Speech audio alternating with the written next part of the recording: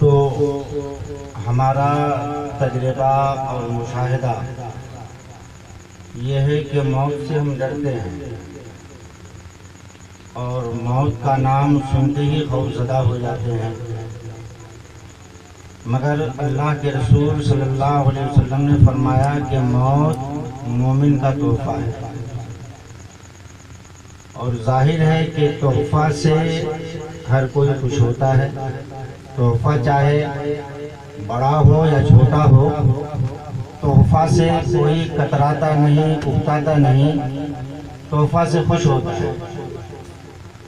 تو اور طلب یہ بات ہے کہ موت تحفہ ہے کیسے؟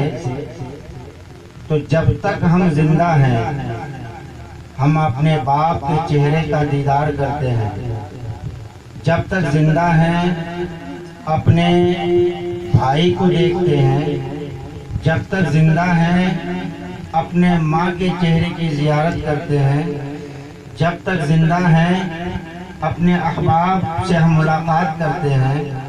لیکن جو ہی ہمارے جسم سے روح قبض ہو جاتی ہے اور ہم اس عالم اجسام سے عالم برزخ میں پہنچتے ہیں قبر میں، تو وہاں کسی دنیا دار کا نہیں، مدنی تاجدار کا دیدار ہوتا ہے، سرکار کا دیدار ہوتا ہے۔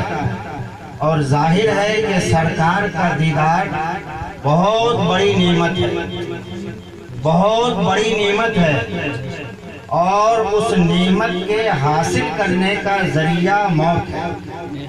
لہذا سرکار نے فرمایا موت مومن کا تحفہ ہے، بغیر موت کے ہم سرکار کی زیارت اور آپ کے دیدار سے ہم مشرف نہیں ہو سکتے ہیں۔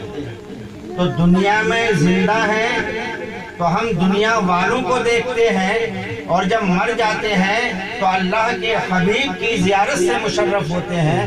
تو یقیناً یہ بہت بڑا تحفہ ہے، یہ بہت بڑا انعام ہے اللہ تبارک و تعالیٰ کا۔ موت سے نہ کوئی بچا ہے نہ کوئی بچ سکتا ہے۔ آپ روز دیکھتے ہیں کسی دن آپ کی ماں کا جنازہ آپ کے کاندھوں پہ جاتا ہے، کسی دن آپ کے باپ کا جنازہ جاتا ہے، کسی دن آپ کے پیر کا جنازہ جاتا ہے، کسی دن آپ کی بہن کا جنازہ جاتا ہے، کسی دن آپ کے احباب کے جنازے جاتے ہیں، کسی دن آپ کے پڑوسی کے جنازے جاتے ہیں۔ جنازے روز گزرتے ہیں، مگر یہ ہماری کم نصیبی ہے کہ ان جنازوں سے ہم عبرت حاصل نہیں کرتے۔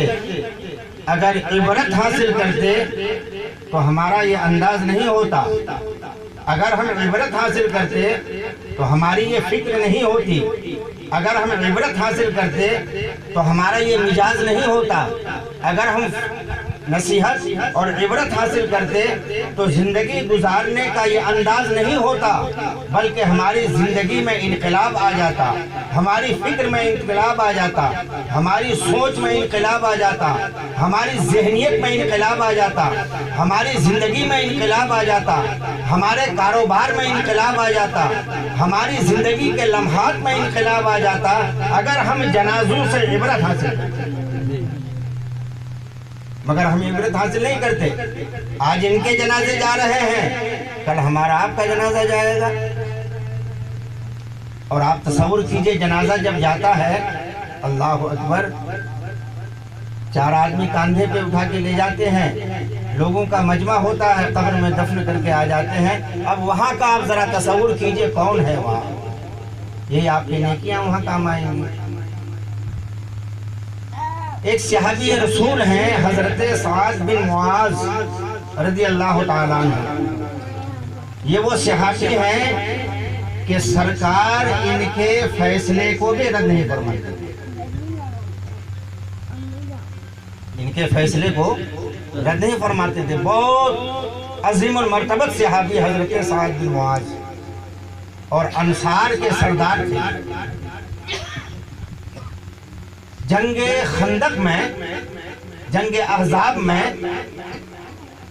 دشمن کا ایک تیر لگ گیا ان کو، اور وہ تیر کسی رگ میں جا کے پیوست ہو گیا، رگ پھٹ گیا، کافی مقدار میں خون رس گیا۔ سرکار نے مسجد میں خیمہ لگوایا ان کے لیے، اور سرکار خود ان کی تیمارداری فرماتے اور آپ ان کو ملاحظہ فرماتے تھے، آپ دیکھنے آتے تھے بار بار۔ ایک دن ایک رات انہوں نے اپنے ہاتھ اٹھائے کہ پروردگار، حالات ایسے لگ رہے ہیں کہ اسلام اور کفر کی یہ آخری جنگ ہے جس میں مجھے تیر لگا ہے۔ حالات ایسے ہیں اب کافروں کے اور کفار قریش کے کہ اب یہ لڑنے کی پوزیشن میں نہیں ہے، اب کوئی بڑی جنگ نہیں ہوگی، کوئی بڑا معرکہ نہیں ہوگا، لہذا پروردگار اگر کوئی جنگ نہ ہو تو مجھے موت عطا فرما، اور اگر کوئی جنگ باقی ہے بھی تو میں تجھ سے دعا کرتا ہوں کہ مجھے زندگی عطا فرما، کیونکہ میری زندگی کا مقصد اللہ و رسول کے نام کو بلند کرنے کے لیے لڑنا ہے دشمنان اسلام سے اور جہاد کرنا ہے۔ تو اگر کوئی جنگ باقی ہے تو مجھے زندگی دے، اور اگر کوئی جنگ باقی نہیں ہے تو مجھے موت دے دے۔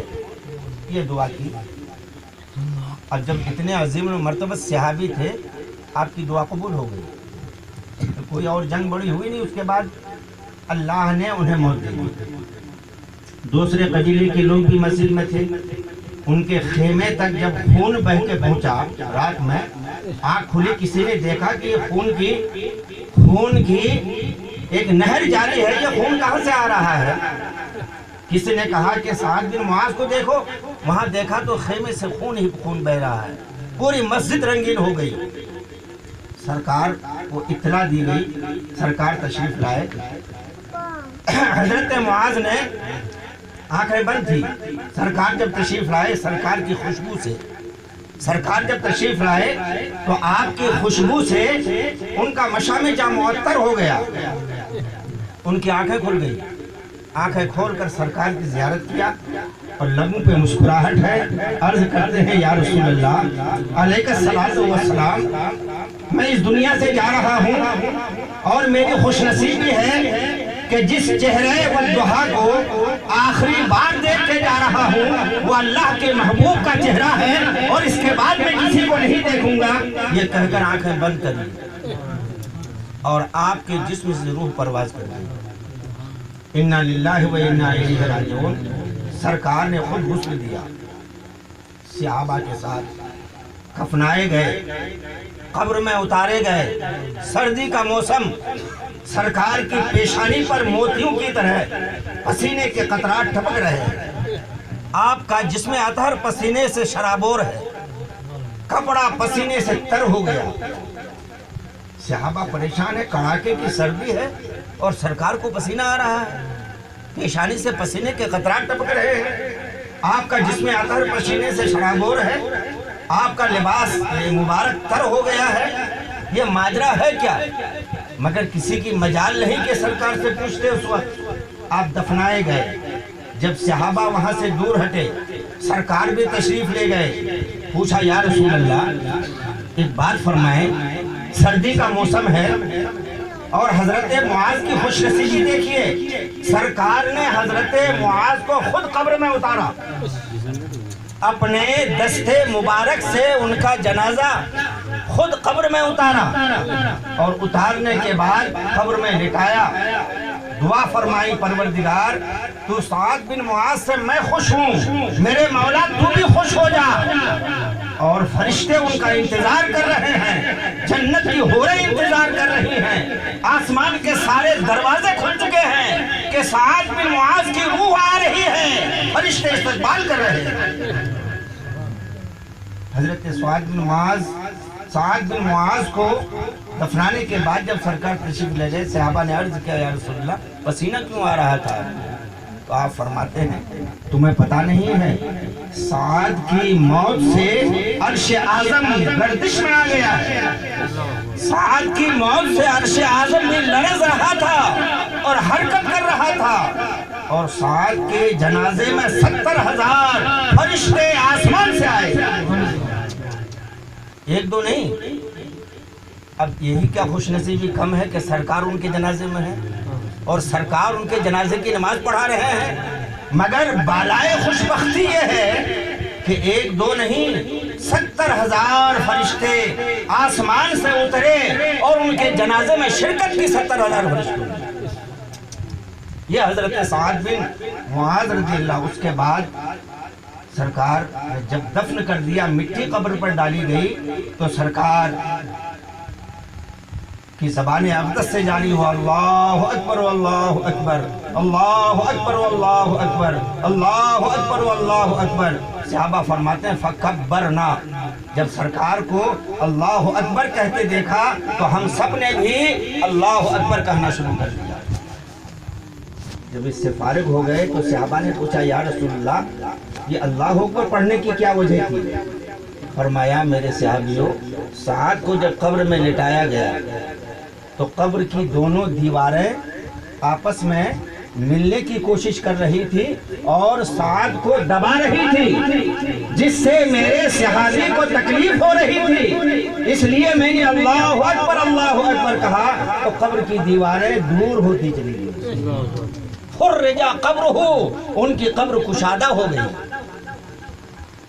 یہاں سے ایک مسئلہ معلوم ہوا، ہمارے علماء فرماتے ہیں اس حدیث سے ثابت ہوا کہ مسلمان مرد ہو یا عورت جب دفن کر دیا جائے اسے تو قبر کے پاس اذان پڑھی جائے. کیا پڑھی جائے؟ کیونکہ سرکار نے اللہ اکبر کے کلمات ادا فرما کر اپنی امت کو ایک ذہن دیا کہ جب سعد اتنا عظیم المرتبت میرا صحابی جن کو میں نے غسل دیا اور اپنے ہاتھوں سے قبر میں اتارا، 70,000 فرشتے جن کے جنازے میں شریک ہوئے، جب قبر اس کو دبا سکتی ہے تو میری امت کیسے قبر کی تنگی سے بچ سکتی ہے؟ اس لیے سرکار نے ایک نسخہ دیا، جب اپنے مردوں کو دفن کرو تو دفن کے بعد اذان پڑھو، کیونکہ اذان سے اللہ قبر کی تنگی کو دور فرما دیتا ہے.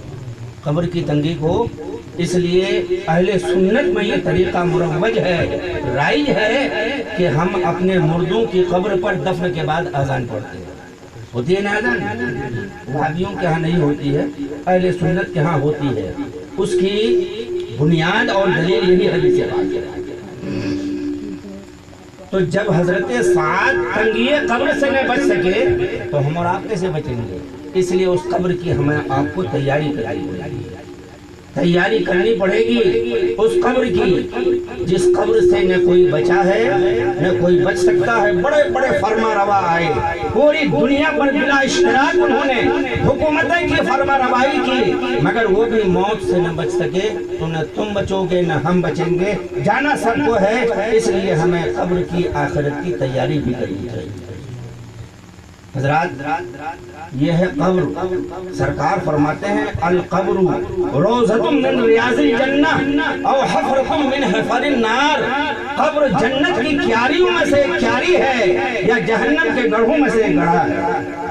اب نیکوکار کی قبر یقیناً جنت کی کیاری ہے، کافروں کی قبر جہنم کا گڑھا ہے.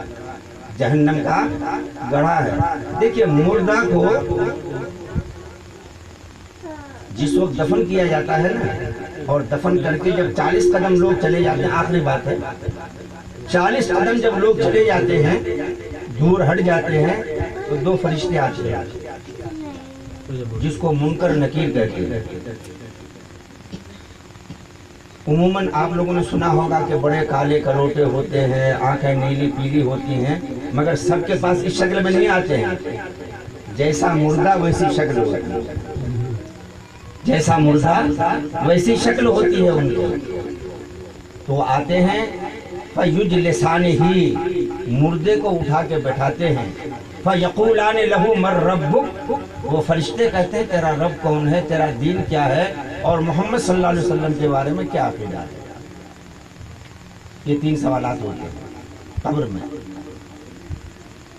قبر میں یہ 3 سوالات ہر مردے سے ہوتے ہیں، چاہے وہ مومن ہو، منافق ہو، کافر ہو، مسلمان ہو، عالم ہو، امام ہو، پیر ہو، ہر ایک سے یہ سوالات ہوتے ہیں. یہ 3 سوالات ہوتے ہیں قبر میں. یہ بڑا نازک وقت ہوتا ہے. تو اس لیے قبر میں اذان دی جاتی ہے تاکہ وہ اللہ اور رسول کا نام سن کر صحیح صحیح جواب دے، صحیح صحیح جواب دے دے وہ۔ تو قبر جنت کی کیاری ہے یا جہنم کا گڑھا ہے؟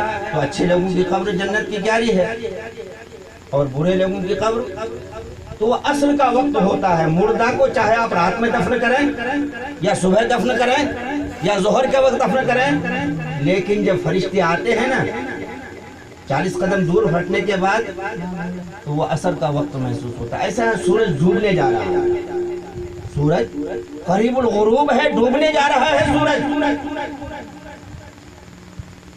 اب وہ فرشتے جب اس کو اٹھا کے بیٹھاتے ہیں تو مردہ اگر نمازی ہے، اگر پرہیزگار ہے، نماز کا عادی ہے، نماز کا پابند دنیا میں رہا ہے، وہ کہتا ہے دعونی وصلی، مجھے چھوڑ دو، مجھے نماز پڑھنے دو، سورج ڈوبنے جا رہا ہے۔ وہ یہ سمجھتا ہے کہ ہم دنیا میں ہیں، گھر میں سو رہے ہیں، ہمارے گھر والوں نے جگایا ہے مجھے، تو وہ کہتا ہے مجھے چھوڑ دو، پہلے نماز پڑھنے تو بعد میں بات کریں گے، سورج ڈوبنے جا رہا ہے، عصر کا آخری وقت ہے، نماز پڑھنے دو۔ تو فرشتے جھنجھوڑتے ہیں، کہتے ہیں آنکھیں کھولو، ہوش میں آؤ، اب نماز نہیں پڑھنی ہے، جو پڑھی ہے اس کا ثواب ملے گا۔ اب تم دنیا میں نہیں ہو، دارالعمل میں نہیں ہو، تم عالم برزخ میں آ چکے ہو، آنکھیں کھولو۔ جب آنکھیں مسل کر دیکھتا ہے تو فرشتے نورانی صورت میں آ جاتے ہیں، کیونکہ ان فرشتوں کو معلوم ہو جاتا ہے اسی سوال سے، اسی بات سے کہ چھوڑ دو، نماز پڑھنے دو، وہ سمجھ جاتے ہیں کہ یہ نیک ہے۔ کیا ہے یہ؟ نیک ہے، اس لیے نورانی صورت میں آ جاتے ہیں۔ اور جانتے ہیں جب استاد ممتحن جو ہوتا ہے، امتحان لینے آتا ہے بچوں کا، اگر وہ روب کے ساتھ سوال کرے تو بچے یاد بھی ہوں تو بھول جاتے ہیں اس کے روب سے، لیکن اگر پیار سے سوال کرے، چمکار کر سوال کرے، محبت سے سوال کرے تو جو بات یاد نہیں ہے وہ بھی یاد آ جاتی ہے۔ تو فرشتے نورانی صورت میں آ جاتے ہیں اور آ کر کہتے ہیں نم کا نومت العروس لا یوقظہ الا اقربہ، ایسے سو جا جیسے پہلی رات میں دلہن سوتی۔ اب دلہن کو اس کے شوہر کے علاوہ کوئی جگہ نہیں سکتا، اب تو سوتا رہے قیامت تک، اب تمہیں کوئی جگائے گا نہیں، کیونکہ تو ایسے کام کر کے دنیا سے آیا ہے کہ اب تمہیں یہاں بیدار نہیں رکھا جائے گا، بلکہ تو آرام کی نیند سو جا۔ وہ ایسا سوتا ہے جب قیامت کے دن سور پھونکا جائے گا تو آنکھیں مل کر کہے گا میں تو ابھی سویا تھا، کس نے مجھے جگا دیا؟ ہزاروں سال سونے کے بعد وہ کہتا ابھی سویا تھا، مجھے کس نے جگا دیا؟ تو میرے دوستو، قبر کی منزل بڑی کٹھن منزل ہے۔ حدیث پاک میں آیا ہے آخرت کی پہلی منزل قبر ہے، پہلی منزل آسان ہو گئی تو ساری منزلیں آسان ہو جائیں گی، اور پہلی منزل اگر سخت ہو گئی تو ساری منزلیں اور سخت ہوتی چلی جائیں گی۔ پہلے سوال میں طالب علم پھسل گیا تو بعد کے سوالات میں بھی پھسلتا چلا جائے گا، پہلے سوال کا صحیح جواب دیا تو اور سوالات کا جواب بھی دیتا چلا جائے گا، وہ ہمت کھل جائے گی اس کی۔ اس لیے آخرت کی پہلی منزل قبر ہے، اس کی تیاری ہمیں اور آپ کو کرنی چاہیے۔ عصر کا وقت، آخری عصر کا وقت ہے، اور آپ جانتے ہیں عصر کی نماز تمام نمازوں میں افضل ہے۔ حافظوا علی الصلوات والصلاۃ الوسطی وقوموا للہ قانتین، تمام نمازوں کی پابندی کرو، بالخصوص 20 کی نماز وہی العصر، عصر کی نماز ہے اس کی پابندی کرو، کیونکہ وہ بہت اہم نماز ہے۔ اسی عصر کی نماز حضرت علی کی قضا ہو گئی تھی مقام صفا میں، تو سرکار نے اشارہ کیا تھا تو ڈوبا ہوا سورج پلٹ آیا تھا۔ یہ عصر کی نماز بڑی اہم ہے، تو ہم نہ عصر پڑھتے ہیں، نہ عشاء پڑھتے ہیں، نہ مغرب پڑھتے ہیں، نہ فجر پڑھتے ہیں، جمعہ پڑھ لیتے ہیں، تو اس سے ہمارا کام نہیں چلنے کا ہے۔ ہم دنیا میں کام چل رہا ہے مگر مرنے کے بعد سب سامنے آ جائے گا، اس لیے ہمیں ان چیزوں کی تیاری کرنی ہے۔ ایک بات اور عرض کروں، پیشاب، سرکار فرماتے ہیں استنزہوا عن البول ان اکثر عذاب القبر منہ، اے میرے ماننے والوں پیشاب کی چھینٹ سے بچو، اکثر عذاب قبر پیشاب کی چھینٹ سے ہوتا ہے۔ کس سے بچو؟ اب ایک بات بتائیے، جب یہ حدیث سرکار نے بیان فرمائی نا، تو صحابہ اکرام عرب کی زمین پتھریلی ہوتی تھی، تو صحابہ نے اپنا معمول بنا لیا، کہیں جب سفر میں جاتے گھر سے نکلتے وہ تو اپنے رومال میں تھوڑا سا ریتا باندھ لیتے تھے اور وہ لے کر نکلتے تھے، جہاں پیشاب کی ضرورت پڑی تھوڑا سا ریتا نکالا سامنے رکھا، اس میں پیشاب کرتے تھے تاکہ چھینٹ واپس ہو۔ اللہ اکبر، نبی کے فرمان پر صحابہ کا کتنا یقین کامل ہے کہ نبی نے فرما دیا کہ پیشاب کی چھینٹ سے عذاب قبر ہوتا ہے تو یقیناً ہوگا، اس لیے صحابہ نے اپنا یہ عمل بنا لیا کہ وہ ریتا ساتھ لے کر چلتے تھے اور سامنے رکھ کر پیشاب کرتے تھے۔ ہمیں بھی چاہیے کہ ہم پیشاب نرم جگہ میں کریں تاکہ چھینٹ ہم پر واپس نہ آئے، اور پیشاب کرتے وقت گھٹنے نہ کھولیں، یہ حرام ہے۔ لا یجوز کشف العورت الا بالضرورت، ضرورت کے علاوہ گھٹنوں کو کھولنا یہ حرام ہے۔ تو پیشاب کے وقت گھٹنوں کو کھولنا کوئی ضروری نہیں ہے، آپ تہبند اس طرح سے اٹھائیں کہ وہ مقام کھلے اور گھٹنے آپ کے ڈھکے رہیں۔ اگر آپ کھولیں گے تو گنہگار ہو جائیں گے۔ ہاں جہاں ضرورت ہے لیٹرین کے وقت وہاں کھولنے کا حکم ہے، مگر وہاں پردے میں ہوتے ہیں آپ۔ تو پیشاب کرتے وقت قبلہ کی طرف نہ چہرہ کریں نہ قبلہ کی طرف پیٹھ کریں، یہ دونوں حرام ہیں۔ لا تستقبلوا القبلة ولا تستدبروها، سرکار فرماتے ہیں پیشاب اور لیٹرین کے وقت میں قبلہ کی طرف چہرہ کرنا بھی حرام ہے اور پچھم طرف پیٹھ کرنا بھی حرام ہے، یہ دونوں حرام ہے۔ لہذا اتر دکھن بیٹھنا چاہیے، اتر دکھن پیشاب کے وقت اس کا لحاظ رکھنا چاہیے، اور پیشاب دھیان سے کرے کہ چھینٹ آپ پر نہ آئے، اور پیشاب کر کے پانی ضرور لیں، اگر پانی میسر نہیں ہے تو کم سے کم ڈھیلا لیں۔ مستحب طریقہ تو یہ ہے کہ ڈھیلا اور پانی دونوں ہو۔ اب یہ ہم اہتمام نہیں کر سکتے، ہمارا آپ کا وہ مقام نہیں ہے اور کر بھی نہیں سکتے ہماری جگہ، تو کم سے کم ڈھیلا تو لے لیں کہ پیشاب آپ کے کپڑے میں نہ لگے۔ اگر آپ ڈھیلے کا استعمال نہیں کریں گے تو کپڑا پیشاب کپڑے میں لگے گا یا آپ کے ٹانگوں میں لگے گا، وہ حصہ آپ کا ناپاک ہو جائے گا۔ اور حدیث شریف میں آیا ہے کہ پیشاب سے عذاب قبر ہوتا ہے، اس لیے اس کا ہمیں لحاظ رکھنا چاہیے اور دھیان دینا چاہیے۔ موت جب آتی ہے نا بڑا سخت وقت ہوتا ہے، وہ بڑا کٹھن وقت ہوتا ہے، ساتھ سمندر کا پانی بھی پلا دیا جائے تو اس کی پیاس نہیں بجھے گی۔ حضرت نجم الدین کبریٰ بہت بڑے بزرگ گزرے، ان کے مرید علامہ فخر الدین امام رازی، یہ کتنے بڑے عالم تھے، قرآن پاک کی تفسیر لکھی ہے انہوں نے، تفسیر کبیر جو 8 جلدوں میں ہے عربی میں۔ بہت بڑے منطقی، بہت بڑے فلسفی، بہت بڑے مجتہد، بہت بڑے امام، بہت بڑے محدث، بہت بڑے مفکر، بہت بڑے قلمکار اور بہت بڑے عالم دین حضرت امام فخر الدین رازی۔ اللہ کے ایک ہونے پر ہمارے آپ کے پاس کوئی دلیل نہیں ہے۔ ایک دلیل دے سکتے ہیں کہ قرآن میں ہے قل هو اللہ احد، اللہ ایک ہے، یہ صورت تو سب کو یاد ہے، مگر ان کے پاس کتنی دلیل تھی؟ 360 دلیلیں تھی۔ کتنی؟ 360 دلیلیں تھی اللہ کے ایک ہونے پر۔ شیطان آیا جب آپ کی روح نکلنے والی تھی، آیا فخر الدین، زندگی بھر تم نے لوگوں کو بتایا کہ اللہ ایک ہے، اللہ ایک ہے، ایک بات بتاؤ کہ کیا دلیل ہے تمہارے پاس اللہ ایک ہے؟ موت کے وقت میں شیطان ایمان لوٹتا ہے، اس لیے مردے کے پاس سورہ یاسین پڑھتے ہیں لوگ اور اس کے پاس بیٹھ کر لا الہ الا اللہ محمد رسول اللہ پڑھتے ہیں۔ مردے کو پڑھنے کے لیے نہیں کہنا چاہیے، اگر اس نے انکار کر دیا تو حالت کفر میں چلا جائے گا، اس لیے سنا سنا کر پڑھنا چاہیے، مگر اس سے کہنا نہیں چاہیے کہ پڑھو، یہ کہنا نہیں چاہیے، اس سے تلقین کرے ان کو، بس آپ پڑھتے رہیں سناتے رہیں۔ تو کیا دلیل ہے تمہارے پاس کہ اللہ ایک ہے؟ انہوں نے ایک دلیل دی، شیطان تو بھائی فرشتوں کا استاد رہ چکا ہے، معلم الملکوت، اس سے بڑا عالم کون ہے؟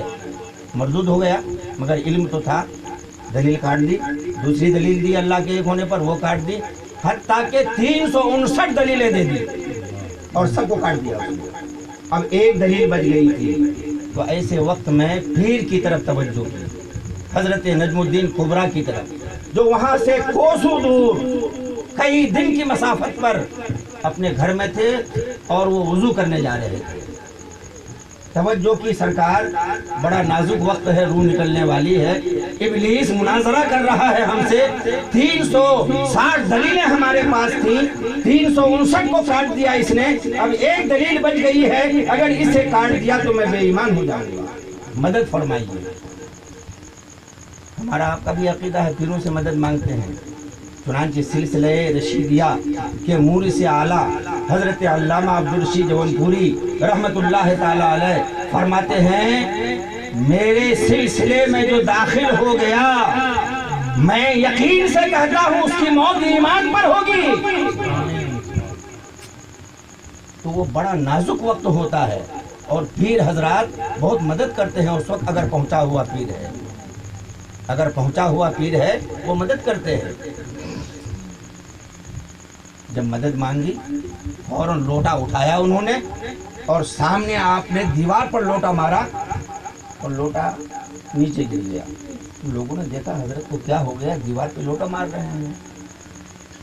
لوٹا جو پھینکا انہوں نے تو بظاہر تو دیوار پہ لگا ہوا اور گرا، مگر حقیقت میں یہ لوٹا فخر الدین امام رازی کے سراہنے گرا، اور لوٹے سے آواز آئی کہ فخر الدین اس ابلیس سے کب تک مناظرہ کرتے رہو گے، کہہ دو بلا دلیل کے اللہ کو ہم ایک مانتے ہیں، ہم اللہ کو بلا دلیل کے ایک مانتے ہیں، کب تک دلیل دیتے رہو گے؟ جب یہ کہا تو شیطان مسکراتا ہوا چلتا بنا، اس نے کہا جا، تیرے پیر نے تجھے بچا لیا، تیرے پیر نے تجھے بچا لیا، ورنہ ایک دلیل رہ گئی تھی اسے بھی توڑ دیتا میں۔ تو حضرات وہ بڑا نازک وقت ہوتا ہے، نیک لوگوں سے واسطہ رکھیے، جس سلسلے سے آپ مرید ہیں اس پیر سے واسطہ رکھیے، ان کو یاد کیجئے، انہوں نے جو اوراد و وظائف بتائے ہیں اس کا ورد کیجئے، ان سے تعلق رکھیے، آنا جانا رکھیے، ان کو یاد رکھیے۔ یہ دنیا کا دستور ہے، آپ ہمیں یاد کریں گے تو ہم آپ کو یاد کریں گے، جب آپ انہیں یاد نہیں کرو گے تو وہ آپ کو کیسے یاد کریں گے؟ اس لیے ضروری ہے کہ ہم اپنے پیروں کو خوش رکھیں، ماں باپ کو خوش رکھیں۔ ماں باپ بہت بڑی دولت ہے، بہت بڑی دولت۔ اگر آپ بار نہ سمجھیں تو ایک حدیث پڑھ دوں میں، دیر تو ہو رہی ہے، ایک حدیث پڑھ دوں۔ ترمذی شریف کی حدیث ہے، اس حدیث کے راوی داماد پیغمبر فاتح خیبر علی حیدر حسنین کریمین کے والد گرامی حضرت مولا علی شیر خدا رضی اللہ تعالیٰ عنہ۔ حدیث پاک کے الفاظ ہیں، ما من ولد بار ينظر الى والديه بنظر رحمہ الا كتب الله له حجة مبرورة۔ قالوا یا رسول اللہ ان نظر كل يوم 100 مرة، قال نعم اللہ اکبر و اطیب۔ سبحان اللہ۔ حضرت علی فرماتے ہیں میرے آقا نے فرمایا، جو نیک لڑکا یا لڑکی اپنے ماں باپ میں سے جس کے چہرے کو محبت سے ایک بار دیکھ لیا، اللہ ایک نظر کے بدلے میں ایک حج مقبول نفل کے برابر ثواب عطا فرماتا ہے۔ صحابہ عرض کرتے ہیں یا رسول اللہ اگر کوئی اولاد 100 بار دیکھے دن میں تو فرماتے ہیں نعم اللہ اکبر و اطیب، ہاں 100 بار دیکھے گا 100 حج کا ثواب ملے گا، کیونکہ اللہ تعداد عمل کو نہیں دیکھتا، وہ بندوں کے جذبات کو دیکھتا ہے، وہ عمل کی کثرت کو نہیں دیکھتا، وہ عامل کی نیت کو دیکھتا ہے۔ اگر محبت سے 1,00,000 بار بھی دیکھے تو اللہ 1,00,000 حج کا ثواب عطا فرمائے۔ بتاؤ کتنا بڑا ثواب ہے۔ اچھا، اس حدیث میں سرکار نے امت کو ایک تسلی دی ہے، کوئی حاجی اگر حج کرنے جاتا ہے تو جو لوگ غریب ہیں، ہم آپ جیسے لوگ دل پر ہاتھ رکھ کر افسوس کرتے ہیں کاش ہمارے پاس بھی پیسہ ہوتا، ہمارے پاس بھی دولت ہوتی تو ہم بھی حج کرنے جاتے ہیں، ہم بھی حرمین شریفین کی زیارت کرتے، سرکار کے روزے کی زیارت کر کے آتے، مگر کاش مجبور ہیں، پیسہ نہیں ہے۔ تو سرکار نے ایسے غریبوں کو تسلی دی ہے، میرے غریب ماننے والوں، میرے کلمہ پڑھنے والوں، میرے جانثاروں، میرے عاشقوں، میرے وفاداروں، میرے ماننے والوں، تمہیں ہراساں ہونے کی ضرورت نہیں، مضطرب ہونے کی ضرورت نہیں، بے قرار ہونے کی ضرورت نہیں، رنجیدہ ہونے کی ضرورت نہیں، پریشان ہونے کی ضرورت نہیں۔ حج کا سامان پروردگار نے تمہارے گھر میں رکھا ہے، اگر تم مدینہ نہیں آ سکتے، مکہ نہیں آ سکتے، محبت سے ماں کے چہرے کو دیکھ لو، باپ کے چہرے کو دیکھ لو، تو تسلی دی ہے کہ تم کیوں پریشان ہو رہے, نہیں آ سکتے, ماں کے چہرے کو دیکھ لو, باپ کے چہرے کو دیکھ لو, اللہ حج کے برابر ثواب عطا فرمائے گا. اچھا, ایک حاجی حج کرنے گیا, حج کر کے جب واپس آیا, آپ ان سے پوچھیے کہ حاجی صاحب آپ نے تو سارے ارکان اور مناسک ادا کیے ہوں گے؟ ہاں, سب ادا کر لیا. ایک بات بتائیے, آپ کا حج قبول ہوا؟ تو ایماندارانہ جواب یہی ہوگا کہ بھائی صاحب حج کرنا میرا کام تھا, طواف کعبہ کرنا میرا کام تھا, صفا و مروہ پہ چکر لگانا میرا کام تھا, شیطان کو کنکری مارنا میرا کام تھا, سر مٹھانا میرا کام تھا, قربانی کرنا میرا کام تھا, اور میدان عرفات میں قیام کرنا میرا کام تھا. مگر قبول ہوا کہ نہیں یہ خدا جانے یا خدا کا رسول جانے. مگر قربان جاؤ, ماں باپ وہ دولت ہے, سرکار گارنٹی دے رہے ہیں, سرکار فرماتے ہیں ماں کے چہرے کو محبت سے دیکھو, باپ کے چہرے کو محبت سے دیکھو. حج کا نہیں, حج مقبول نفل کے برابر ثواب ادا کیا جاتا ہے. یہ کس کی زبان ہے؟ یہ اس کی زبان ہے. کبھی بولیں تو قرآن نکلے اور کبھی بولیں تو حدیث پاک نکلے. وہ زبان جس کو سب کن کی کنجی کہیں, اس کی نافذ حکومت پہ لاکھوں سلام. یہ سرکار کی زبان ہے. ہم بولیں تو غیبت بنے, ہم بولیں تو جھوٹ بنے, ہم بولیں تو چغلی بنے, نبی بولیں تو حدیث بنے, نبی بولیں تو قرآن کی آیت بنے. وہ سرکار فرماتے ہیں حج کے برابر ثواب ہے. اس لیے دوستو, ماں باپ کا احترام کرو, ماں باپ کی خدمت کرو, ماں باپ کی دل آزاری سے بچو, ان کا دل مت دکھاؤ. حدیث پاک میں آیا ہے ماں باپ کے دل کو دکھاؤ گے تو عرش اعظم بھی کانپتا ہے, عرش اعظم بھی کانپتا ہے. ہر ایک کا حق شریعت نے مقرر کر دیا ہے, بیوی کا حق ادا کرو, بچوں کا حق ادا کرو, ماں باپ کا جو حق ہے اسے ادا کرو. اور ایک حدیث میں فرمایا جوانی دیوانی ہوتی ہے, نہیں آپ نے ماں باپ کی خدمت کی, نہیں دیکھا چہرہ, تو سرکار نے ایسوں کو بھی محروم نہیں کیا. کہا دیوانی جوانی دیوانی ہے, نہیں کر سکے تو ایسا کرو, ماں باپ مر گئے, اب تم پریشان ہو کہ اب کیا کریں ہم, تو سرکار نے ایسوں کو محروم نہیں فرمایا ان کے قبر کی زیارت کرو. من زارا قبر والدیہ او عہدہما کانا کعدل حجۃ مبرورہ ومن کانا زوارا لہما زارت الملائکۃ قبرہ. فرماتے ہیں ماں باپ کے قبر کی زیارت کرو. ماں باپ میں سے کسی کے قبر کی زیارت جب اولاد کرتی ہے تو اللہ حج نفل مقبول کے برابر ثواب دیتا ہے. اور جو بار بار زیارت کرے, ہر ہفتے میں جائے, تو جب وہ اولاد مر جائے گی تو اس کی قبر کی زیارت کے لیے اللہ فرشتوں کو بھیجے گا. کس کو بھیجے گا؟ فرشتوں کو بھیجے گا. کتنا مقام ہے ماں باپ کا. تو ہمیں آپ کو چاہیے کہ ماں باپ کا ہم احترام کریں, اور ماں باپ دنیا سے چلے گئے, خدمت نہیں کر سکے, اس وقت غلطی ہو گئی, تو مرنے کے بعد ان کی قبر پر جائے, آپ معافی مانگے, ایصال ثواب کریں. ایک صحابی تھے,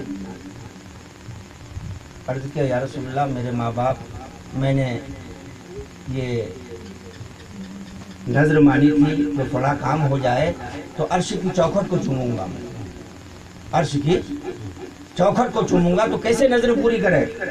تو سرکار فرماتے ہیں باپ کی پیشانی چوم لو, ماں کے قدم کو چوم لو, عرش اعظم کی چوکھٹ کو چومنا ہو جائے گا. یا رسول اللہ میرے ماں باپ نہیں ہیں, زندہ مر گئے ہیں. کہا ماں باپ کی قبر پہ چلے جاؤ, باپ کے سرہانے کو چوم لو, قبر کے سرہانے کو چوم لو, اور ماں کے قبر کی پایتنی کو چوم لو, تو عرش اعظم کی چوکھٹ کو چومنا ہو جائے گا. عرض کیا یا رسول اللہ میں بہت چھوٹا تھا, شیر خوار تھا, ماں بھی مر گئی, باپ بھی مر گیا, ہمیں قبروں کا بھی پتہ نہیں ہے. تو سرکار فرماتے ہیں ایک لکیر کھینچو اور پھر دوسری لکیر کھینچو, ایک لکیر کو ماں کی قبر تصور کر لو, دوسری لکیر کو باپ کی قبر تصور کر لو, اور باپ کی قبر جس لکیر کو تصور کرو اس کے سرہانے کو چوم لو, اور ماں کی قبر جس لکیر کو تصور کرو اس کے پایتنی کو چوم لو. اللہ عرش اعظم کی چوکھٹ کو چومنے کا تمہیں ثواب عطا فرمائے. تو آپ دیکھیے کتنا اونچا مقام ہے ماں باپ کا. اس لیے ہمیں آپ کو چاہیے کہ دنیا میں رہ کر ہم ورغلانے میں کسی کی نہ آ کر ماں باپ کی عظمت کو سمجھیں اور ماں باپ کو خوش رکھنے کی کوشش کریں. ماں باپ کی رضا میں رسول اللہ کی رضا ہے, اور رسول اللہ کی رضا میں اللہ کی رضا ہے. ماں باپ کی ناراضگی میں سرکار فرماتے ہیں میری ناراضگی ہے, اور میری ناراضگی میں اللہ کی ناراضگی ہے, اور اللہ کی ناراضگی میں جہنم ہے. اس لیے جہنم سے اگر بچنا ہے تو ماں باپ کو ہم اور آپ کو خوش رکھتے ہیں۔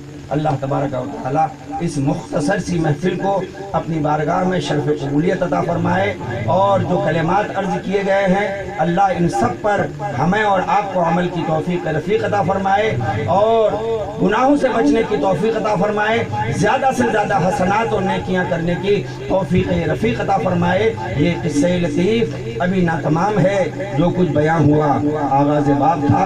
وما علینا الا البلاغ۔ السلام علیکم ورحمۃ اللہ۔